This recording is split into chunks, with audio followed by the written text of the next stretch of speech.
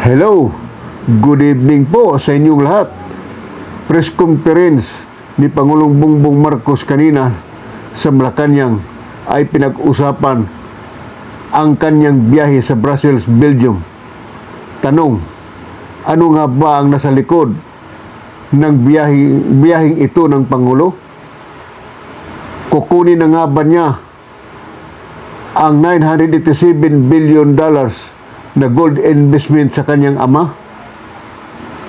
Pero bago po tayo magpatuloy, kung kayo po ay baguhan pa lamang sa ating channel, ay mangyaring mag-like at subscribe na po kayo.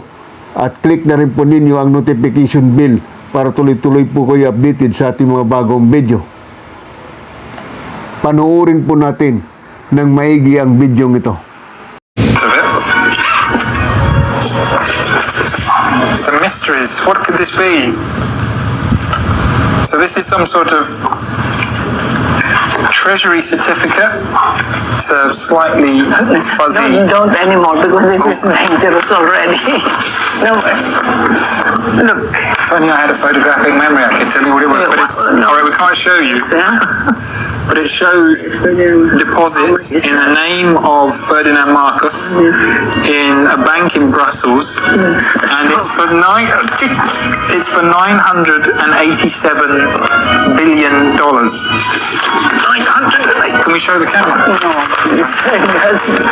Afternoon, ladies and gentlemen. I'm here today to brief you on the next trip of the President, which will be to Brussels, Belgium.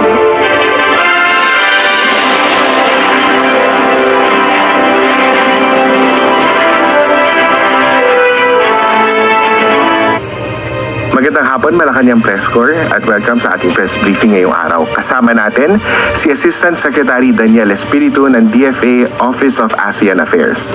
Hasek Dan. Good afternoon, ladies and gentlemen. I'm here today to brief you on the next trip of the President, which will be to Brussels, Belgium. He's going to attend the ASEAN-EU Commemorative Summit. And this is important because this will mark the 45th anniversary of ASEAN-EU relations. If you will remember, ASEAN-EU relations was established actually in 1977, 3 years ahead of the conferment of a dialogue partnership status to EU by ASEAN in 1980. Now, since then, the relations between EU and ASEAN has grown by leaps and bounds, so much so that by 2020, we were already able to confer upon EU the status of a strategic partner. So, okay, the trip will last from 12 December to 14 December. The summit proper itself will be on the 14th, and this is what is expected of the President. This is very important for the Philippines and for the President because the Philippines is currently the country coordinator of ASEAN in its relations with the European Union. For 2 more years, we will be the country coordinator. So we were instrumental, of course, in cooperation with the European Union and the other members of ASEAN in preparing for this summit. We led ASEAN in the preparations for this summit. So the role of the President is very important in this regard. Now, the summit proper will be on December 14. The President will speak on several occasions. During the plenary of the summit proper itself, of the commemorative summit, is one of the officials, the leaders of ASEAN and EU, who will deliver the opening remarks. After that, he will be giving an omnibus intervention as a country head of the delegate of the Republic of the Philippines. Then after that, at the closing ceremony, he's also expected to be one of the officials who will give the closing remarks. And in fact, at this right after that, even at the press conference, he will be one of the ASEAN and EU officials to participate in the press conference. Apat lang sila doon sa press conference, but the President will be one of them. But this trip will not only focus on ASEAN-EU relations, sa kinagabihan, merong gala dinner, itong ASEAN-EU Summit. But earlier in the day, in the first half of the day of the 14th, meron ding meeting si Presidente with the business community. In fact, there will be one-on-one meetings with big corporations who will be expanding or their presence in the Philippines. That means more investments and more jobs for us Filipinos. And then there will be a business roundtable with EU and European corporations, during which the President will have the opportunity to expound on our trade and investment policies to attract more, of course, trade and investments from Europe. Then kasama din dito yung roundtable, networking among Filipino businessmen and European businessmen. Hopefully, for this networking, the Filipino businessmen will be able to come up with deals with their European counterparts. Now, to provide more detail on the one-on-one meetings of the President with key European corporations, suffice it to say that he will be meeting with Unilever. And this is important because this corporation is intending to establish a new state-of-the-art manufacturing facility for personal care products in Cavite. So, expansion of investments ito, no? To the tune of 4.7 billion pesos. Now, it's expected to generate at least 130 projected employment for the Philippines. Now, the 130 new jobs. He's also expected to have a one-on-one meeting with OSEA, the shipbuilding and navigation and logistics company, who are intending to develop a shipyard with an investment of 1.5 billion pesos, and which will create 500 to 600 direct and indirect jobs. No? And then also with Acciona, it's an infrastructure and renewable energy company which intends to invest in renewable energy sector in the Philippines. Then Semaris, it's wholesale market in international logistics hub, management company or corporation which intends to develop an agro-logistics at the new Clark City that will build and operate a wholesale market for fresh products with an organized and efficient food supply and value chain. So these are only among the few companies na kakausapin ni Presidente, which we believe will expand investments in the Philippines and therefore generate more jobs. So, but there will also be a meeting with the Filipino community on December 12, 2022. So, now on the 13th of December, there will be further meeting with the business sector, but this time with ASEAN and EU themselves within the framework of the ASEAN-EU dialogue partnership relations. No? So the President on December 13, noon time, will participate at the C-suite or the CEO suite luncheon for the EU-ASEAN Business Summit, where he is expected to speak. And then at the same time, he will also participate in the 10th ASEAN-EU Business Summit proper itself, where again, he will be expected to deliver his remarks. So this will be a very busy trip for the President, and we hope that this will redound to a lot of benefits for the Filipino people, not only for ASEAN. There are also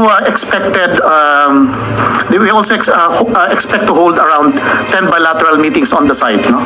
With 10 countries. Belgium, he will call on the King of Belgium. And this is important kasi we will be marking the 76th year of the diplomatic relations between the Philippines and Belgium. And at the same time, this intends to expand cooperation between this country, our country, and Belgium in terms of agricultural cooperation and renewable energy. He will also have a bilateral meeting with Estonia in which we can discuss cyber cooperation and a pending extradition treaty.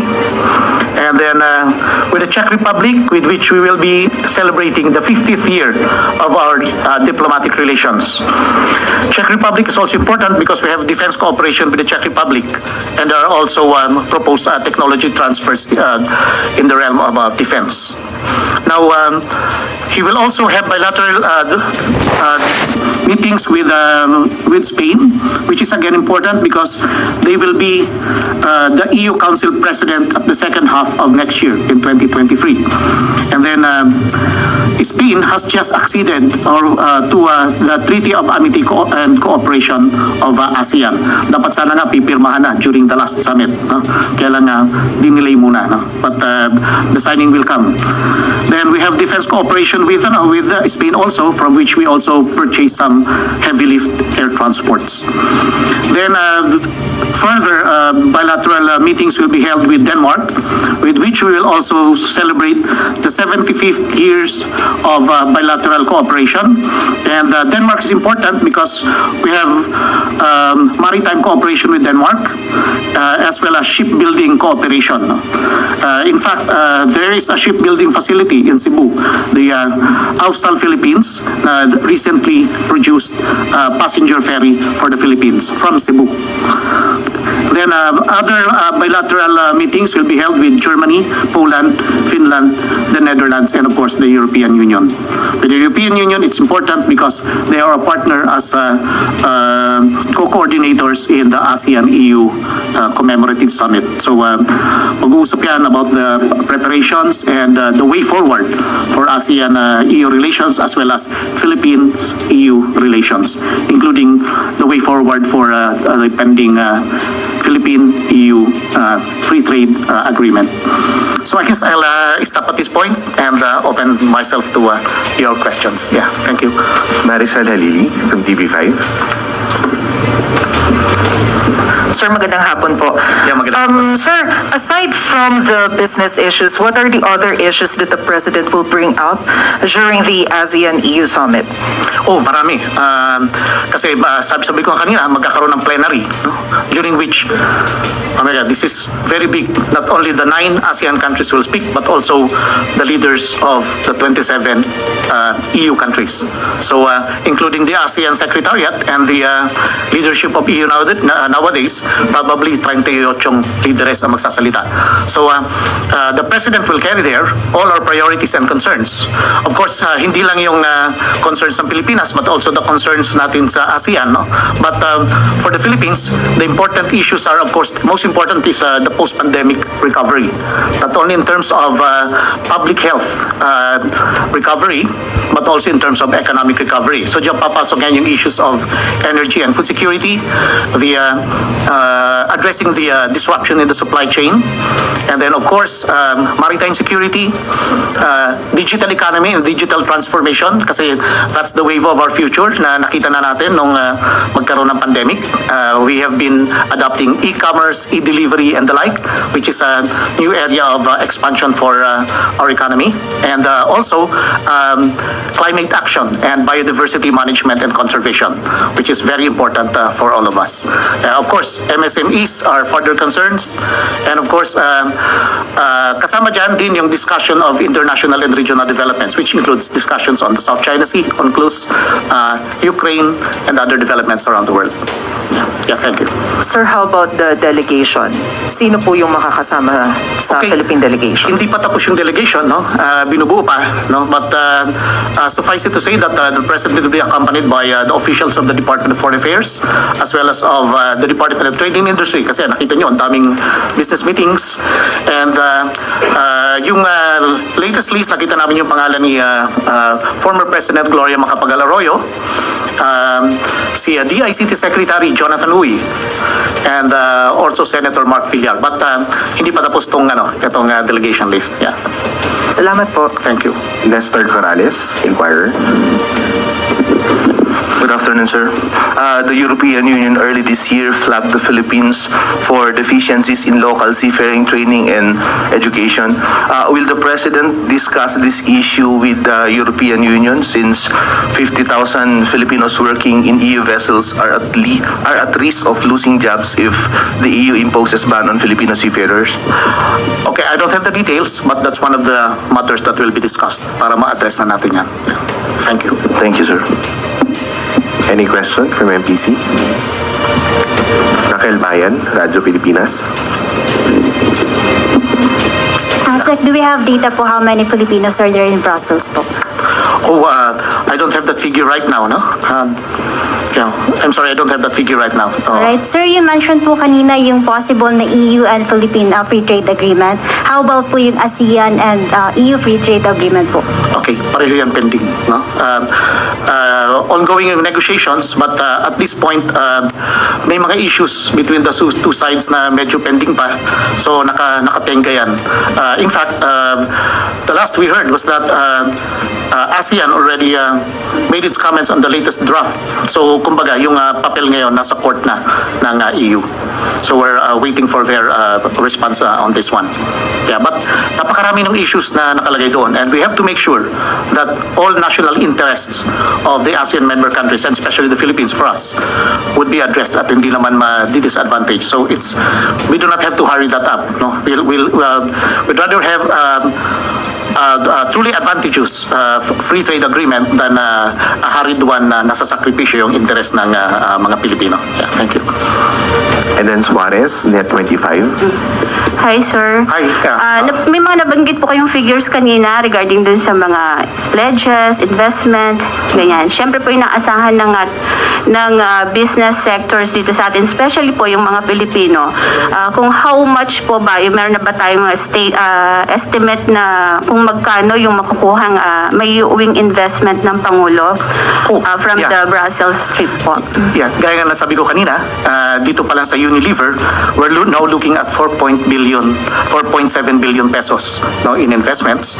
And then dito naman sa OSEA, doon sa shipyard development, 1.5 billion.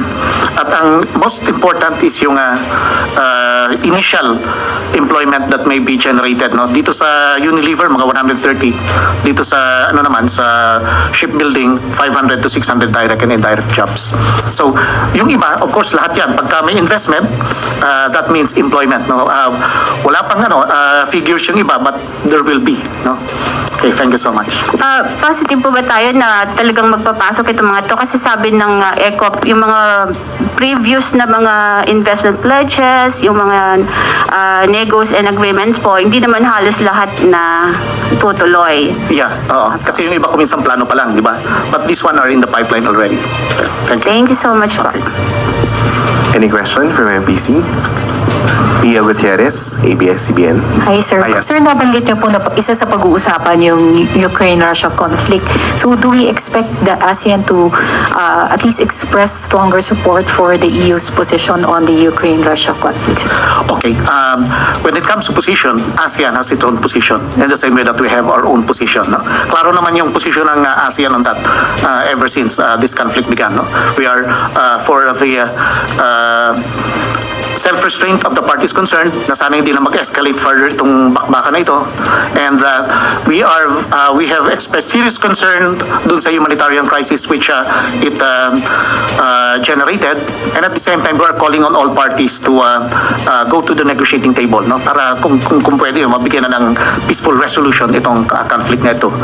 At the same time, ASEAN has always expressed serious concern about the global impact of this conflict, especially economically, in terms of the disruption of the supply chain, energy shortage, food shortage, and also yung shortage of fertilizers and the like. And of course, overall, ang laki ng impact nito sa inflation around the world, which is being felt ng lahat ng bansa, including the Philippines. No? In fact, this is the parang albatross that's dragging down economic growth across all